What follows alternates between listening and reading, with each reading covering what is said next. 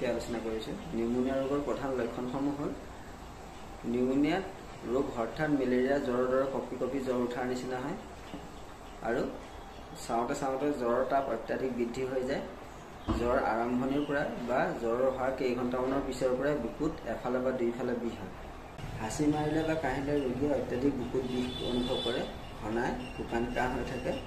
উশাহ নিশাহ ঘনাই ল'বলগীয়া হয়। বুকুত অত্যাধিক বিষ থকাৰ কাৰণে ৰোগীয়ে উশাহ সম্পূৰ্ণ টানিব বা এৰিব নোৱাৰে।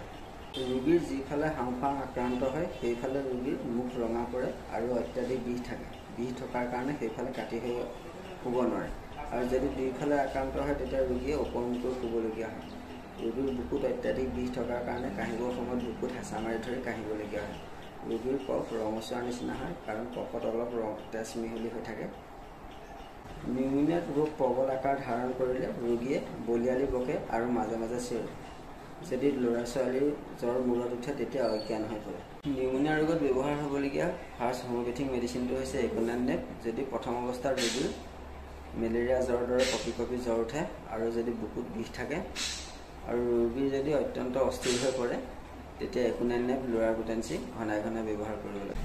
একুনানডেপ ব্যৱহাৰ কৰাৰ পিছতো যদি ৰোগীৰ বুকু বিষ বৃদ্ধি হৈ গৈ থাকে তেতিয়া ফচফৰাছৰ লগত একুনানডেপ ইটোৰ পিছত সিটো ব্যৱহাৰ কৰিলে ৰোগী খুব সোনকালে আৰোগ্য হয়।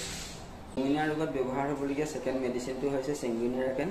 যদি ৰোগীৰ সোঁফালে হাওঁফাওঁ আক্ৰান্ত হয় আৰু তাৰ লগত যদি গাল মুখ আদি অত্যাধিক ৰঙা পৰে সোঁফালে, যদি ৰোগীৰ বুকু অত্যাধিক জ্বলা পোৰা কৰে, দুৰ্গন্ধযুক্ত পচা খেকাৰ ওলায় আৰু উশাহ নিশাহত যদি পচা গোন্ধ ওলায় তেতিয়া ছিংগুইনেৰাকেন অত্যন্ত উপযোগী। নিউমোনিয়া ৰোগত ব্যৱহাৰ হ'বলগীয়া অন্য এটা মেডিচিন হৈছে কেপচিকাম। যদি শকত আবল লোকসকলৰ নিউমোনিয়াত আক্ৰান্ত হৈ অত্যন্ত দুৰ্গন্ধযুক্ত খেকাৰ আৰু উশাহ নিশাহ অত্যন্ত দুৰ্গন্ধযুক্ত ওলায়, তাৰ লগত যদি বুকুত অত্যাধিক জ্বলা পোৰা কৰা থাকে, কাহিলে যদি বুকুত বিষ নহয়, তলপেট ব্লাডাৰ আৰু কৰণৰ চুকত অত্যাধিক বিষ হয় তেতিয়া কেপচিকাম অত্যন্ত উপযোগী।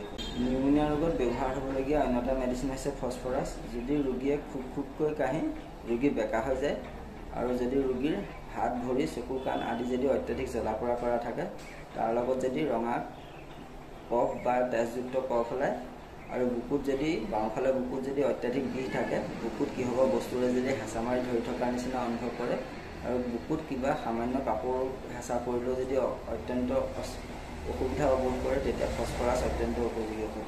নিউমোনিয়া ৰোগত ব্যৱহাৰ হ'বলগীয়া অন্য এটা মেডিচিন হৈছে মাৰ্কছল। ৰোগ যদি ৰাতি বৃদ্ধি হয় তাৰ লগত যদি এবাৰ গৰম উঠা বা এবাৰ ঠাণ্ডা লগা তেনেকুৱা লক্ষণ থাকে আৰু যদি জ্বৰত ঘামিলেও যদি জ্বৰৰ উপসৰ্গবোৰ কম নহয় আৰু যদি কাহোঁতে বুকুখন ঠেৰ হোৱাৰ নিচিনা অনুভৱ কৰে, উশাহ লোৱাত কষ্ট পায়, বুকুখন যদি ভালকৈ কাহোঁতে ফুলাব নোৱাৰে তেতিয়া মাৰ্কছল অত্যন্ত উপযোগী হয়।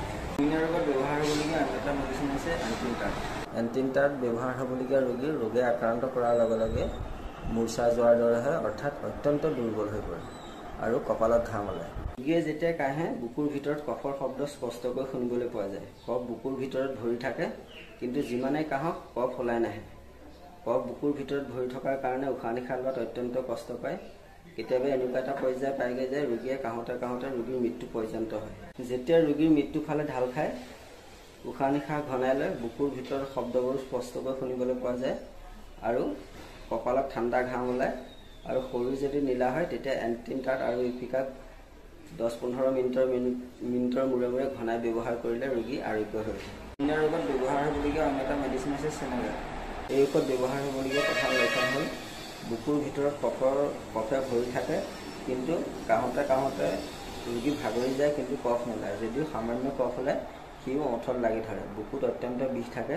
বিষৰ কাৰণে লৰা চৰা কৰিলে বা কাহিলে অত্যাধিক বিষ হয় আৰু কাপোৰৰ যদি কিবা অলপ কাপোৰ বুকুত লাগে তেতিয়াও বুকুত অত্যাধিক বিষ হয়। যদি এই লক্ষণসমূহ থাকে তেতিয়া চিনেগাৰ অত্যন্ত উপযোগী হয়। নিউমোনিয়া ৰোগত ব্যৱহাৰ হ'বলগীয়া অন্য এটা মেডিচিন হৈছে বেলাডিনা। যদি নিউমোনিয়া ৰোগত অত্যন্ত বলিয়ালি বকে তেতিয়া বেলাডিনা অত্যন্ত উপযোগী। ঔষধ ব্যৱহাৰ হ'বলগীয়া প্ৰধান লক্ষণ হ'ল ৰোগীৰ শুকান কাহ থাকে, বুকুত জ্বলা পোৰা কৰা বিষ থকাৰ উপৰিও ডিঙিত আৰু মূৰতো বিষ থাকে। প্ৰায় ৰোগীৰ চকু মুখ ৰঙা পৰে আৰু সমগ্ৰ শৰীৰ ৰঙা পৰা থাকে। যদি এই লক্ষণসমূহ থাকে তেতিয়া বেলাডিনা অত্যন্ত উপযোগী। আৰ্ছেনিক এলবাম ব্যৱহাৰ কৰিবলগীয়া প্ৰধান লক্ষণসমূহ হ'ল ৰোগীৰ হাত ভৰি বা সমগ্ৰ শৰীৰতে জ্বলা পোৰা কৰা থাকে। সেই জ্বলা পোৰা কৰাবোৰত গৰম লগালে বা গৰম খাদ্য খালে, গৰম পানী খালে কিছু সময়ৰ কাৰণে আৰাম পায় ৰোগীৰ অত্যন্ত অস্থিৰতা থাকে। দুৰ্বলে হওক বা সবলে হওক ৰোগী সকলো সময়তে অস্থিৰ হৈ থাকে।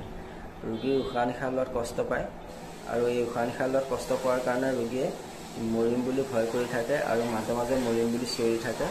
ৰোগীৰ অত্যাধিক পানী পিয়াহ থাকে। অত্যাধিক পানী পিয়াহ থাকিলেও খুব সামান্য পৰিমাণেহে পানী খায় আৰু ঘন ঘনকৈ খাই থাকে।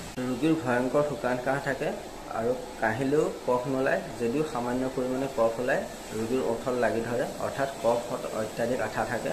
কিছুমান ৰোগীৰ ৰোগ দিনৰ বা ৰাতিৰ 12 বজাৰ পৰা 2টা বজাৰ ভিতৰত বৃদ্ধি পায়। যদি এই লক্ষণসমূহ থাকে তেতিয়া আৰ্ছেনিক এলবাম অত্যন্ত উপযোগী ঔষধ। নিউমোনিয়া ৰোগত ব্যৱহাৰ হ'বলগীয়া অন্য এটা মেডিচিন হৈছে লাকেচিছ।